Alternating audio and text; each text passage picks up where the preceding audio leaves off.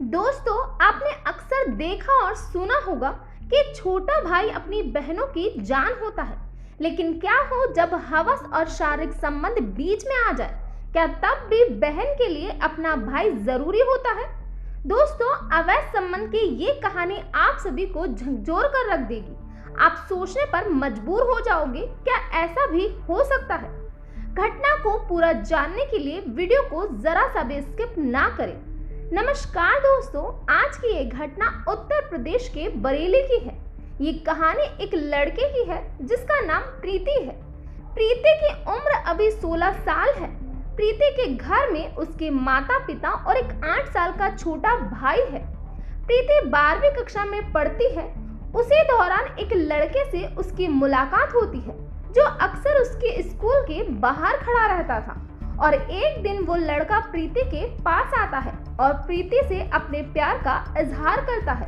उसे कहता है, क्या तुम मेरी गर्लफ्रेंड बनोगी? प्रीति भी कई दिनों से उस लड़के को नोटिस कर रही थी। वो लड़का अक्सर प्रीति के आगे पीछे घूमा करता था, जिसके चलते प्रीति भी उस लड़के उमेश को मन ही मन पसंद करने लगी थी। और जब उमेश प्रीति को प्रपोज करता है तो वो झट से हाँ बोल देती है और तभी दोनों एक दूसरे के नंबर भी एक्सचेंज कर लेते हैं। जब तक स्कूल टाइम था तब तक दोनों खूब साथ में घूमे फिरे।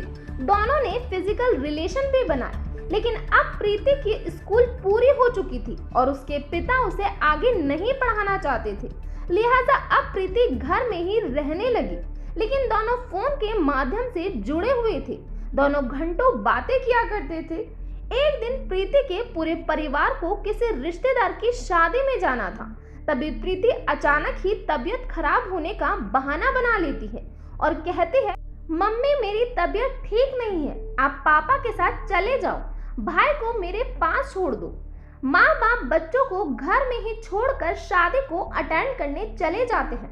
तभी रात होती है और प्रीति का भाई सो जाता है।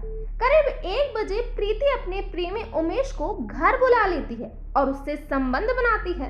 तभी अचानक प्रीति का 8 साल का भाई उठ जाता है और अपनी बहन को उस लड़के के साथ आपत्तिजनक हालत में देख लेता है। तब तो प्रीति अपने प्रेमी को घर से भगा देती है। लेकिन अब उसे डर सता रहा था कि कहीं उसका भाई उसके माँ बाप को कुछ बता ना दे। तभी प्रीति अपने भाई के पास जाती है तो वह बड़बड़ाने लगता है और प्रीति से कई सवाल करने लगता है। ये देख प्रीति को लगने लगता है कि उसका भाई उसकी पोल खोल देगा।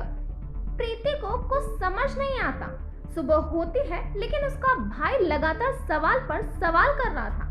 प्रीति को लगा था कि वह बच्चा है, सुबह होने पर रात की बात को भूल जाएगा, लेकिन ऐसा कुछ नहीं हुआ।